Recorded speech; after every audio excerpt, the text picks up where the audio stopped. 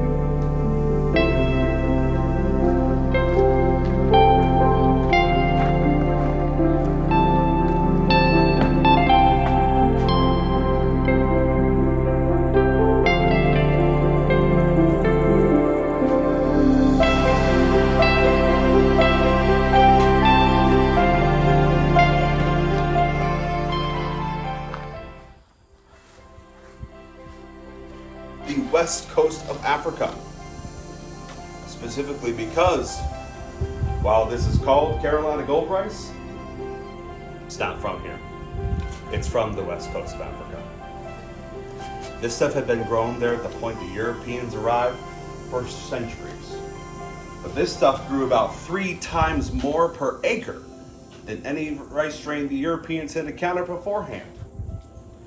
So when it was discovered that this newly claimed territory of theirs, the coasts of South Carolina, often resembled the coasts of the West African region, they thought if it grows well there, it will grow well here too.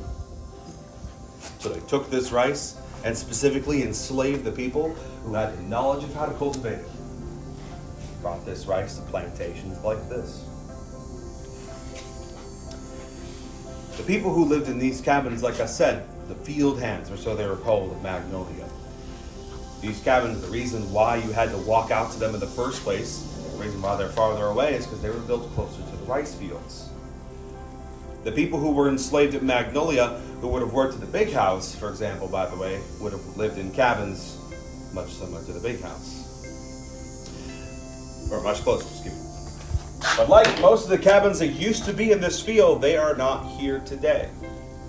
With that said, folks, these 4 cabins y'all see behind me, these are just the 4 that still survive out of 11 original cabins in this field. Now, there admittedly are actually still more than 4 cabins in this field. There is a 5th smaller one at the beginning of the field. Thing is, we're not going to be going in there today.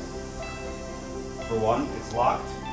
And also 2, it was never an enslaved living quarters. That one was built in 1900, while these 4 were built in 1850. Built by the enslaved, for the enslaved, and occupied until 1865 by those same enslaved people. The thing is, folks, 1865 is not the end of the story. The former enslaved who lived here after the Civil War, at least those few who chose to stay, lived in these cabins for quite some time. Their descendants and others lived in these cabins for even longer, to the point where the actual final date these cabins were occupied was 1990. 1990. 32 years ago. Weird to say 1990 was 32 years ago at this point, but it's still not too long ago. For some of you on tour today, and I apologize, I'm aging you, but 1990 is part of your lifetime. It's barely even history at that point. At that point in history, or at that point in your lifetime, wherever you were, think about it for a second, if you were around. Somebody who was a descendant of a slave was living within a refurbished slave cabin on a former plantation with no AC, plumbing, or running water. Just electricity.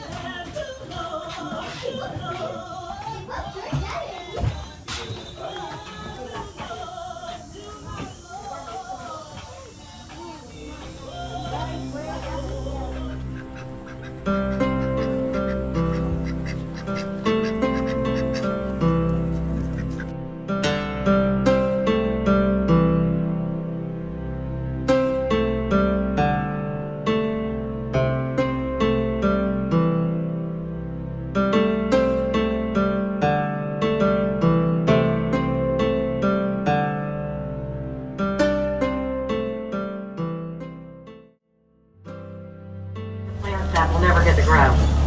For example, we have a lot of tupelo trees that grow in our swamps here. And tupelos are one of the few types of trees that can grow in standing water, but they can't sprout in it. If these areas never dried out, we would never get any new trees. Looks like we're getting some rain now. Now this pond we turn alongside on the left here, this is a former rice field. Now part of our wildlife refuge. Shallow fresh water, never more than waist deep. We could walk all the way across the pond if we wanted to. I just wouldn't advise that, it's full of alligators. I'll be looking for those while we're out here.